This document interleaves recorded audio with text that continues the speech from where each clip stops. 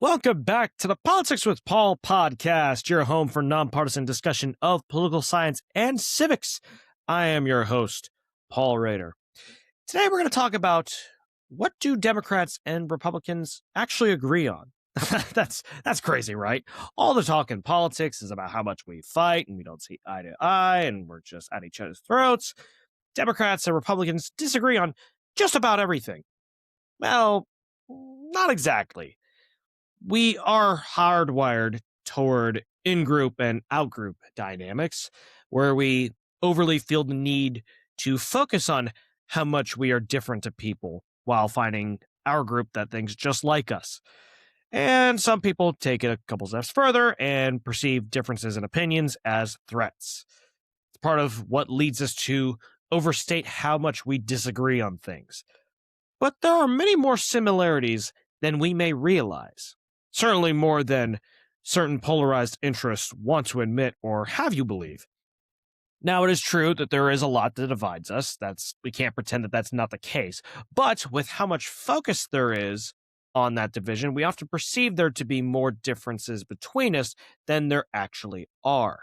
So why is that? And how do we scientifically study where there is agreement and disagreement? And where is there more agreement across parties than you may realize? Well, let's talk about it. So first of all, why do we perceive more difference than there actually is? Well, for one thing, we have a tendency to focus on negatives, and we perceive differences as negative a lot of times. Now, of course, differences aren't inherently negative. In fact, a lot of times they're good because they help you find different perspectives on things, and you can find angles that you didn't think about and possibly head off any potential issues, unintended consequences of policies, things like that. But we often perceive differences in opinion as such. And look, all of us have that issue at some point where we get mad at somebody for thinking something differently than us. But of course, for some people, that's a more chronic attitude.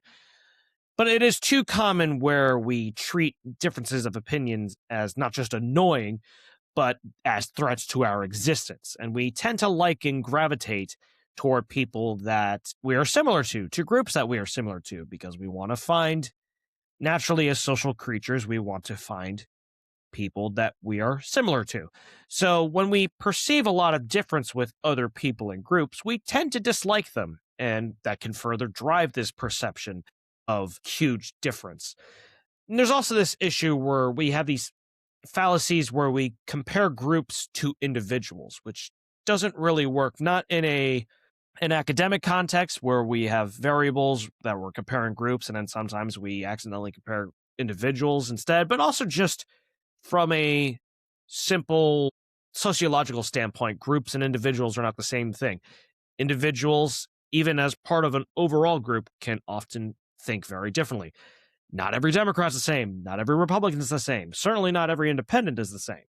And a lot of times when we describe a group, we are erroneously describing individual behavior instead. Sometimes that's unintentional, and sometimes for some people that is on purpose, to try to paint an entire group as monolithic and terrible, and you shouldn't listen to them. But of course, groups don't think all the same. Even some of the most ardent, super out there groups will have some differences in opinion, and sometimes they'll just turn in on each other. And when an individual in an out group, meaning groups that are not ours that we've designated as opposing us, when an individual in that out group acts differently than we expect, instead of treating that as possibly more common than we think, we just tend to think, oh, well, they're just one of the few good ones. They just, maybe they don't know what group they really should be a part of. We find some sort of reason to not attribute it to as, oh, well, maybe that group is, maybe there's some good people in there. Or even if we don't think that they're terrible people, we still don't necessarily change our opinion of that group just because of one individual. I mean, how many times have you heard somebody say, oh, that's one of the few Republicans I like. Oh, that's one of the few Democrats I like. It happens quite a bit. And there's also this issue of that we've already kind of touched on already, this issue of false polarization. There's a lot of evidence that suggests that a lot of this perception of division and this chasm between us is a self-fulfilling prophecy of polarization. We perceive there to be more division than there actually is because it's what gets all the clicks. And we just focus on, oh, how divided? Is this the most divided we've ever been? And then so people react accordingly by perceiving people to be way different than them because they think, oh, wow, those people are so extreme. I'm going to be more extreme too. Not realizing that their side is also contributing to the polarization, or just not wanting to admit that they're contributing to polarization. And so that polarization increases. So then it actually becomes sort of a true polarization. But then we still perceive there to be more difference than there actually is because of just how we're misunderstanding each other. And it's driven by our biases about outgroups and our reliance on stereotypes and media promoting excessive coverage of these divisive figures and vocal minorities. So it tends to make us think that there's a lot more that we don't have in common, and we don't realize just how much we are similar to each other. Now, how do we actually study the level of difference and similarity between the Republican and Democratic parties? Well, if you just look at Democrats and Republicans at a very basic level and conglomerate them together, of course they're going to look very different. It's like, oh, well, we just look at all the things that Republicans typically stand for, compare them to things that Democrats typically stand for, and oh, wow, look at all the differences. Well, yeah, that's why there are different parties in the first place. They generally don't see eye to eye on a lot of things. But when you start breaking things down, that's how you start to find common ground. You start to look at more specific nuances and realize, oh, wow, actually, you know what? I see. I like what that person says. I actually think that same thing too. And then you start to find some sort of similarity with that other person and think, oh, you know what? Maybe I had this person wrong. So some of the ways that you can look at these similarities and differences through a study, through a more scientific lens, there's really a bunch of different ways, but some of the ones that I really want to hone in for the purposes of this episode are 4 different contexts. So we can look at it through the context of party and government versus organization versus electorate. More on what that is in a second. Can look at it from the level of government. How much division and similarity is there between federal level of Republicans and Democrats?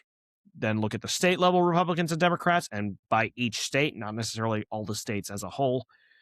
And then also look at it from the local level. You can also study similarities and differences on, of course, particular political issues and policies. And then lastly, on specific values, which can sometimes be mistaken for policies. And in all these contexts, if you even try, you don't even need to try that hard. But if you try just a little bit, you can actually find a possibly surprising level of similarity between the Republican and Democratic parties. So first context, mentioned it just a moment ago, party and government versus organization versus electorate. This is a concept that is often used in political science where we look at the Republican and Democratic parties through the lens of in government, the party organizations, and then the voters. So government, party and government is party members who have been elected to office. Fairly straightforward. It's president, Congress people, governors, state legislators, city councilors, a whole bunch of different people that get elected to office at the federal, state, and local levels. And these are the ones that are responsible for enacting policies of the party. They're the ones who get elected for that very reason. And then you also have party and organization, which is the formal structure of the party. So these are like campaigning entities like the National Republican Congressional Committee, NRCC, or the DCCC, which is the Democratic Congressional Campaign Committee. Local chapters of the parties, so you can find your county and find a Democratic chapter or a Republican chapter. Sometimes you can find a college Republicans or a college Democrats. Maybe other interest groups that are don't specifically have Democrat or Republican in their names, but they are heavily aligned with one party or the other and typically stump for that party. And so these ones, the party and organization, they are responsible for coordinating party behavior, supporting candidates through fundraising and media strategy, and organizing voters to support candidates. And then the most obvious one is the electorate, which is the voters and the citizenry. And those can sometimes look like the party and organization because citizens are participating in these party activities like these local Democratic and Republican chapter meetups. But these are the ones that are directly responsible for choosing who gets elected for the party. So these are the ones who are actually going to the ballot box, which of course can also be the people who are in party and government or party and organization. But in this context, they are the party and the electorate because they're the ones who are actually voting on these people in this instance. And so when you look at government versus organization versus electorate, you can find a whole bunch of Republican and Democratic similarities, and that varies somewhat based on which of those levels you're talking about and on what context you're talking about. But you can find similarities between the two parties on all of those levels in certain contexts, which we'll talk about shortly. But another context that you could study similarities between the parties in is the level of government. So federal versus state versus local. Might sound obvious, but just in case it's not, federal is president and Congress are technically the only positions that are officially partisan. They're the only federal positions that we actually vote on. So U.S. House and U.S. Senate and president. Now, appointed positions will occasionally be partisan, but a lot of times they're not officially nonpartisan, even though really in reality a lot of the time they are because they're picked by partisan officials, partisan presidents. They're confirmed by partisan Congress people. And so they're in reality, they really are going to be Republicans or Democrats, but their position is nominally nonpartisan. And then for the state level, you have governors and other state executives like state attorney general, a treasurer, an insurance commissioner. There's a whole bunch of different state executives you can find depending on the state. State legislators and state judges like a state Supreme Court. And some of these positions are also nonpartisan depending on the state. In some states, it might be a partisan position, and some states, it might not be. And then some states might not even have that position. And then again, still, a lot of the occupants of these offices may actually be registered with or aligned with a party. And Nebraska, in particular, is the only state legislature that is officially nonpartisan, even though they really aren't. Most of them really are Republican or Democrat. They just can't campaign as such and list themselves as such on a ballot. And then local, you have mayors, county commissioners, city councilors, local judges.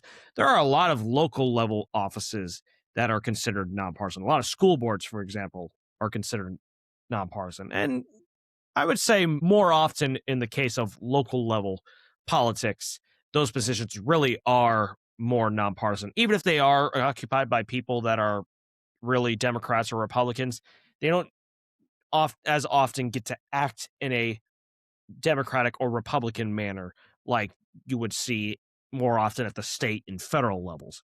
And so, depending on whether you're talking about the federal, state, or local levels, the similarities and differences between the two parties can vary and on what context in that level that you're talking about. And then the third context we'll talk about with regards to how similar Republicans and Democrats are is obviously specific political issues and policies. And that's where most of the focus lies on when it talks about how different the parties are. Well, Democrats tend to support abortion and Republicans don't.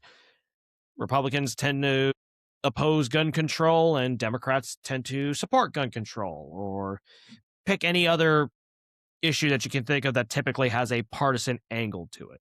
And of course, this makes a lot of sense to some extent because the parties exist largely because of their differences on policies, and so they conglomerate together to try to get their preferred policies enacted with the people that think most like them. But of course, you're still going to get people that don't think quite like you do. And of course, political issues are often made heavily oversimplified by polarized interests because it behooves them to make things very black and white and tell you, you're either for this or against this. And if you're for this, well, depending on what the issue is, sometimes if you're for it, you're a terrible person, or if you're against it, you're a terrible person. And that's why you should actually think the other way, because you don't want to be a terrible person, do you? And, all this these campaigning ads you see for people that play on that kind of thing. They often take complex issues. Sometimes they really are straightforward issues, but a lot of times they really aren't that straightforward, or there's been a lot of complicated wheeling and dealing on these policies that aren't necessarily talked about right then and there. Also, we naturally want things made simple and straightforward. That's even the people who really love complexity, at some point in time, they want things told straight to them. We only have so much brain capacity, and at some point we do sometimes just fall into this, oh, you know what, just tell me yes or no on this thing. Just give it to me straight. Even though, of course, politics is rarely that obvious and straightforward. So policies are often talked about in more general terms when it comes to rhetoric and campaigns. And, oh, well, you know what? Republican Party thinks this because they're stupid. Democratic Party thinks this because they're stupid or they're evil or whatever the word of the day is, the insult of the day is. And so a lot of similarities and differences can arise when you're starting to break down these. When you're talking about them very broadly, yeah, probably not going to be a whole lot of similarity there. Although there are some issues that are not inherently partisan, which we'll talk about shortly. But when you start breaking down a lot of policies, you actually can find a surprising number of similarities in that regard.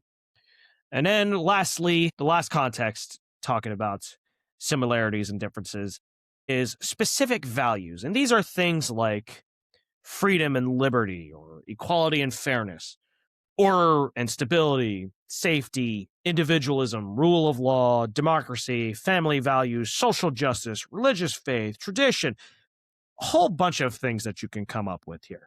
And these are not necessarily opinions on policy, though they often do drive policy views. So, for example, Democrats tend to place a lot more emphasis on equality. Republicans tend to place a lot more emphasis on freedom. Doesn't mean Democrats don't care about freedom. Doesn't mean Republicans don't care about equality. But there is a difference in how much emphasis they put on certain values or interpreting them in certain ways.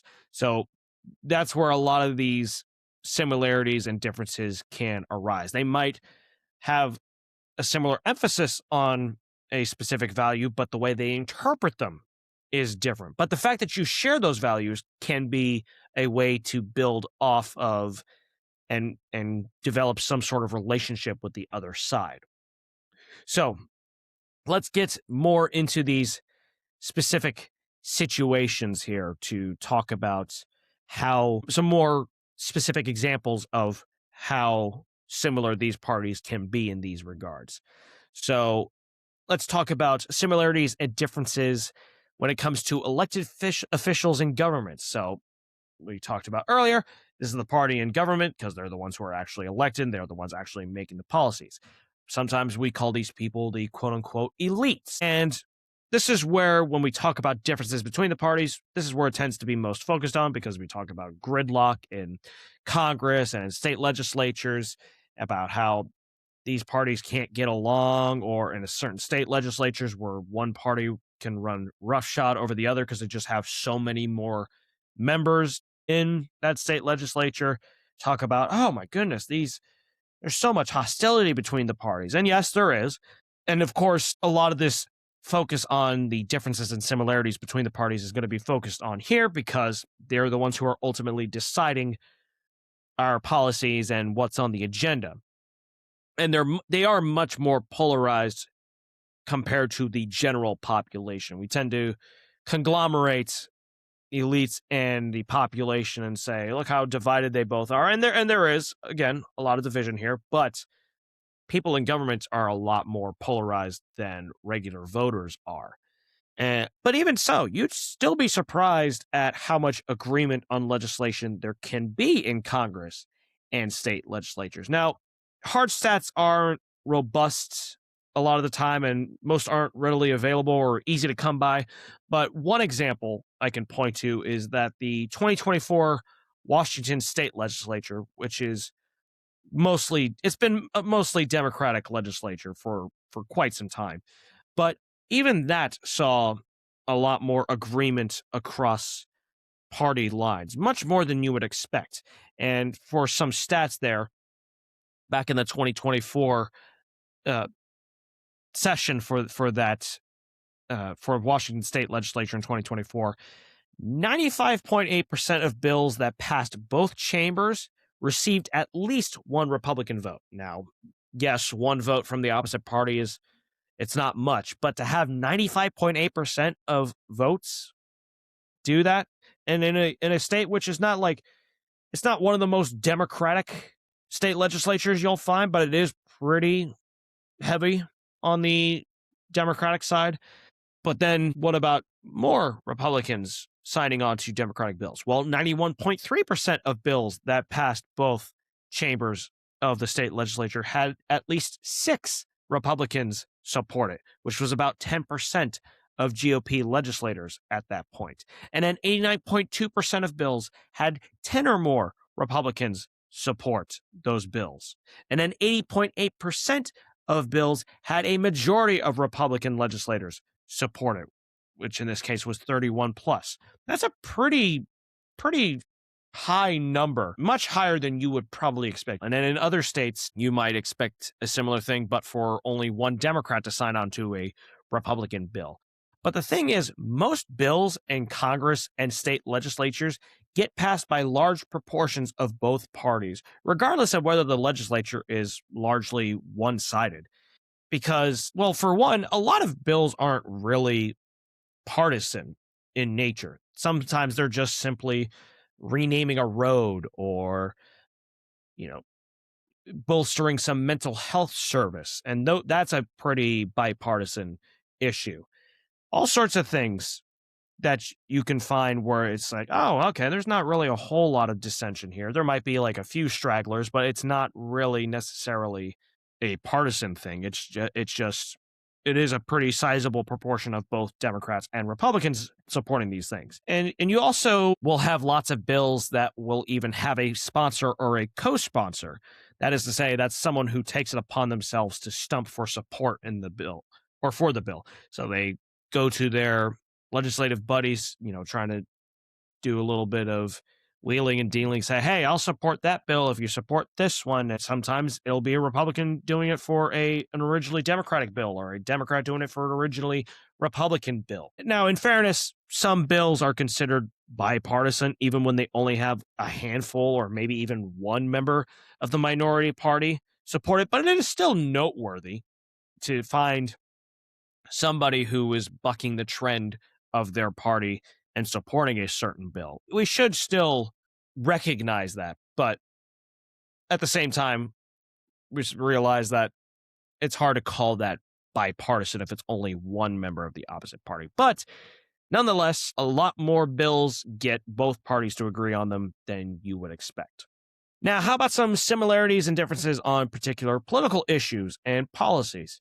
So, again, if you look at simple yes or no opinions for the broadest policies, then yeah, the two parties are often going to differ. Republicans oppose abortion and gun control. Democrats generally support both of those things. But, as said in the previous section, a lot of policies aren't really inherently partisan. And so you'll sometimes see some unusual alliances. And now if we talk about the party and organization, these campaigning groups who try to stump for these candidates and trying to get voters to turn out, you'll see some unusual alliances there, making strange bedfellows, especially on ballot measures, because ballot measures can be about a whole bunch of different things, and a lot of times they're not partisan in nature. Down here in Florida, for example, I can tell you measures relating to the environment here have had both Republican and Democratic support due to the importance of tourism in the state. But then there's also been Republican and Democratic groups that might have opposed it because they thought, oh, this is actually not really an environmental bill. It's in disguise. What this would actually do is, something that harms the environment. But in any case, it got Democratic and Republican groups on the same side. I want to say also, if I remember correctly, there's a lot of talk about banning cell phones in schools and what certain technology should be allowed in schools. And I believe it's teachers unions and Moms for Liberty that have been on the same page on a lot of that stuff. And those two groups are not typically in alignment. Teachers' unions tend to be Democrat. Moms for Liberty tends to be Republican. But yet they're both aligning on certain policies relating to schools. And then there's also, according to the Election Reformers Network, initiatives in 2024 that would have made it more difficult to propose ballot measures in Arizona, Colorado, and North Dakota were defeated by sizable numbers of both Democrats and Republicans, including a lot of counties that had voted for Donald Trump, which some people might have expected to actually support these ballot measures that would have made it harder to propose ballot initiatives. But it actually did the opposite. And it had sizable enough support where you can't actually directly look at what these voters, whether it's a Democrat or Republican, voted on these things unless they tell you in a poll. You can't actually go into these databases and say, oh, well, which thing did they vote on? No, it doesn't actually tell you that. They can ask voters, or they can get a little bit of an intuition based on data that's on their voter file, or if they are a campaigning arm that has looked them up and says, oh, well, they have all this stuff in their lawn that suggests they're a Democrat, or something on their truck that suggests that they're Republican. They might be able to insinuate what they voted on. But nonetheless, these measures to try to make ballot measures more difficult to propose, you could tell by the vote shares defeating these bills that a sizable number of both Democrats and Republicans came together to defeat these bills. But then even if you look at these partisan and ideological policies, you start to see some agreement when you are breaking them down into more specific instances. And this is where you get into what's called ambivalence, basically conflicting opinions about an issue. When you start looking at specific provisions, you might say, I agree with this provision, but not this provision. Abortion, for example, sees a lot more variance in Democratic support and Republican opposition, depending on the context you're talking about. Like if you're talking about the life of the mother being at stake, tends to see a lot more support from both parties. Or if the baby has a possibility of significant health challenges, there can be some fluctuation in how much Democrats support it and how much Republicans oppose it. It really just depends on the context. Now, if you just say, oh, do you support abortion or do you not? It's going to be a different story than if you say, what about this specific context? And another great example of that is gun control. And I'll use back in 2018 for Florida state government, despite it being much more Republican. Back in 2018, we had the sad, the Parkland school massacre at Marjorie Stoneman Douglas High School. And the state government responded. Despite being mostly Republican, it responded with raising the age to buy guns from 18 to 21 years old. And they also declined to institute open carry and campus carry for some time, although those policies have changed within the past year. But nonetheless, you found a lot of Democratic and Republican agreement on these two issues that tend to be very clearly designated. This side is Democrat, this side is Republican. Despite what you would expect, they found some common ground, and sometimes it depended on the actual context and what extenuating circumstances happened, but nonetheless, you still found common ground there. And then one last bit of data I'll point to was a 2022 report by YouGov on 100 policies that majorities of both Democrats and Republican voters had supported under various policy topics. So a couple of education policies where you saw majorities of Democrats and Republicans voters support was increasing spending on security services and mental health programs on public schools and providing free lunch to low-income students in public schools. Elections and government, banning lobbyists from participating in redistricting and limiting how much money groups that are unaffiliated with a candidate are able to spend on campaign ads. When it came to policing and crime, both parties largely agreed on outfitting all police officers, with body cameras and requiring law enforcement agencies to report data on the use of force.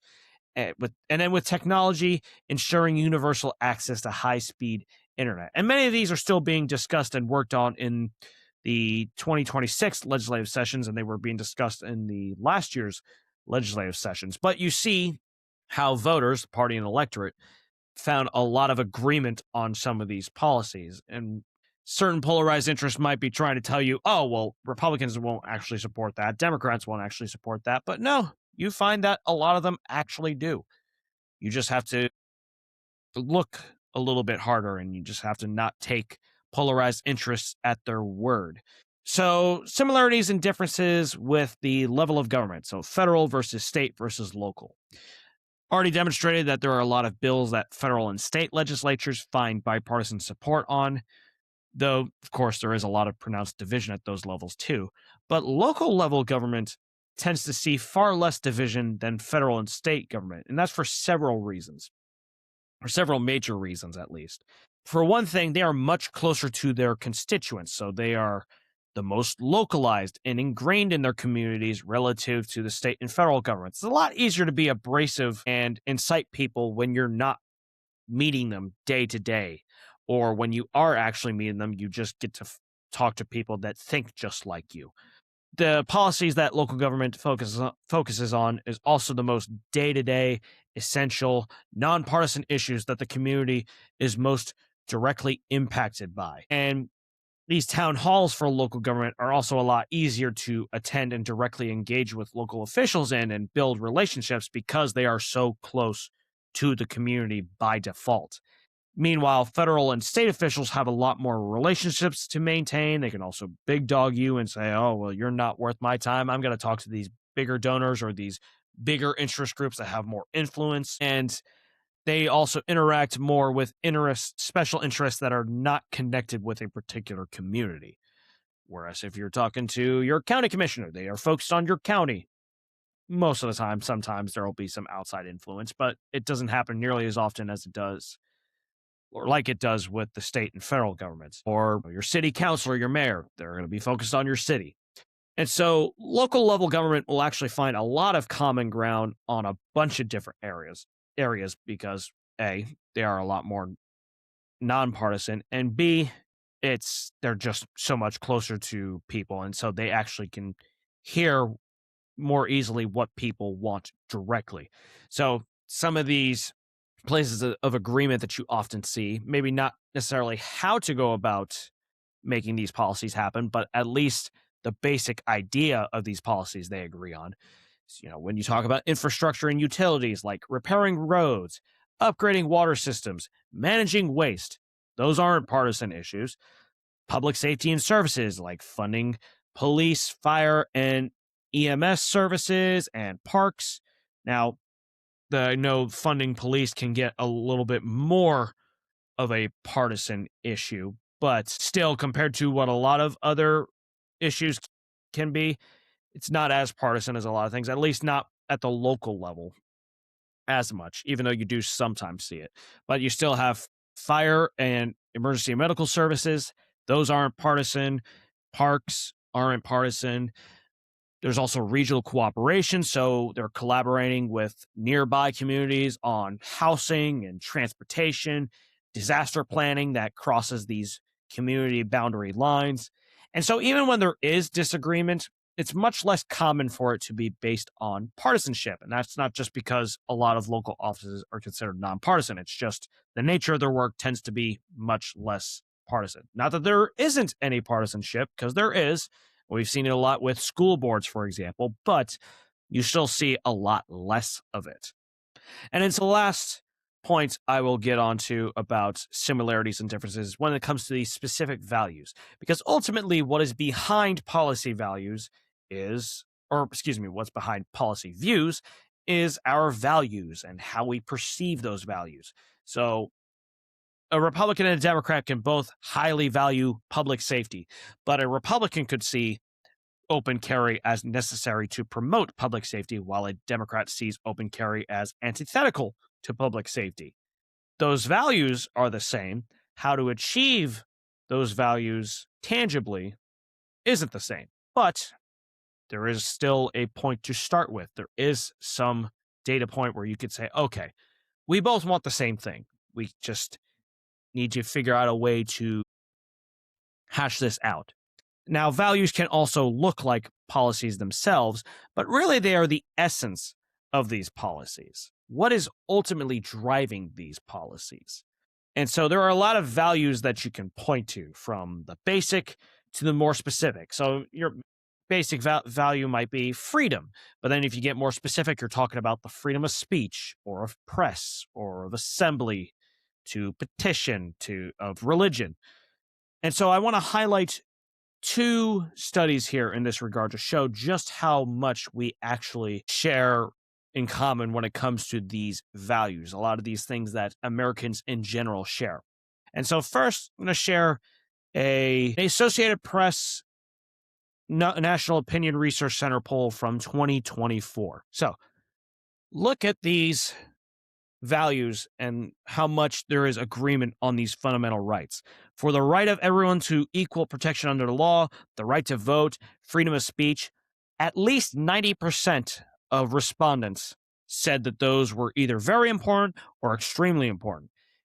Freedom of the press, right of the people to assemble peaceably, the freedom of religion, the right to privacy, those had at least 77% or more respondents say that those were very important or extremely important. Even the right to keep and bear arms, which definitely has more of a Republican symbolism to it, but even then, that still has 54% of people say that that is very important or extremely important. And even of those people who didn't say very or extremely important, there's still a lot of them that said somewhat important.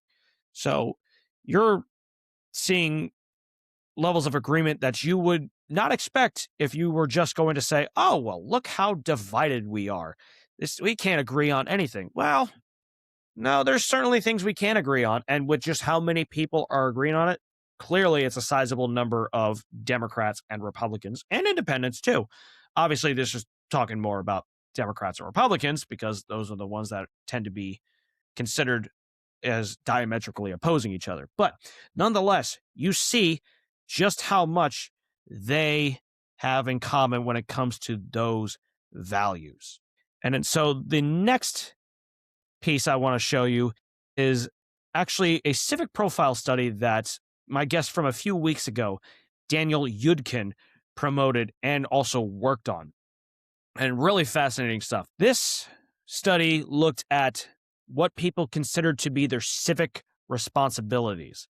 And the study looked at each of these specific points here to say, what do you think is a basic civic responsibility? And so one of the biggest points of agreement, if not the biggest point of agreement, is that 93% of the respondents in the survey from the study agreed that now more than ever, it is important to honor our civic responsibilities. Now, of course, there is some difference on what those civic responsibilities were, but even so, you can look here and see at least 33% of Republicans and at least 38% of Democrats agreed that at one of these points, at least one of these points, one of these values was part of our civic responsibilities. Even things that you expect to be more symbolically tied to one party or the other, like honoring the flag. That is a very symbolically Republican thing. 89% of Republicans supported that. But look here, 69% of Democrats also said that was a civic responsibility. Or how about we go and look at supporting equality? More symbolically Democratic, 83% of Democrats supported it as a civic responsibility. But look here, 64% of Republicans also said that was a civic responsibility. And that's only looking at people saying that is it a civic responsibility. That's not necessarily looking at people who say it's not a civic responsibility, but they still think it's important. Because some people might interpret the question that way. So really, that's a pretty substantial amount of agreement, even if you look at some here where it looks like, oh, Republicans are so far out here, Democrats are so far out here. But you still see a sizable proportion of both parties agree on at least one of these things here being part of your civic responsibilities. And I think we should take some comfort in that. When you show people how much they have in common, they become a lot more amenable to finding common ground, to simply listening, to moderating their attitudes. And that's really how you actually start to get things done. That doesn't mean that you can't stand your ground on certain views. That doesn't mean that you can't be very adamant on certain principles, or that you should just be flailing in the wind as soon as somebody says an even moderately compelling argument. You should still have some sort of basic values, but to the point where you're just so hardened and you just don't bother to listen to anybody because you think you've got it figured out, or just that there is no room for common ground. Sometimes you hear people say compromise, and compromise is often considered a dirty word because they think, oh, I'm compromising myself, or I'm going back on my word about things. I think it's much more effective to talk about it as a common ground perspective. You're not giving up on any beliefs, but you are at least trying to see things from other people's perspectives, because you realize, oh, wait, you know what? Maybe I don't have the other side, quote unquote, figured out. Maybe there is something that we can actually agree on here. And you'd be surprised just what you can find to agree on there. But that's going to do it for today's episode of the Politics with Paul podcast. As always, thank you so much for listening. Please like, comment, share, and subscribe, and rate and review on YouTube and Spotify and Apple Podcasts. And if this expands to other podcast platforms, please rate and review those as well. My links in the show notes: Facebook, LinkedIn, Medium.com profile, my 5-day educational email course about how to more effectively mitigate polarization in this country, very relevant to this topic in particular. My email, paulraderwrites@gmail.com, and I believe that's it. Oh, my website, paulrader.org. So that's going to wrap things up here for today. So thank you so much again, and we'll see you next time.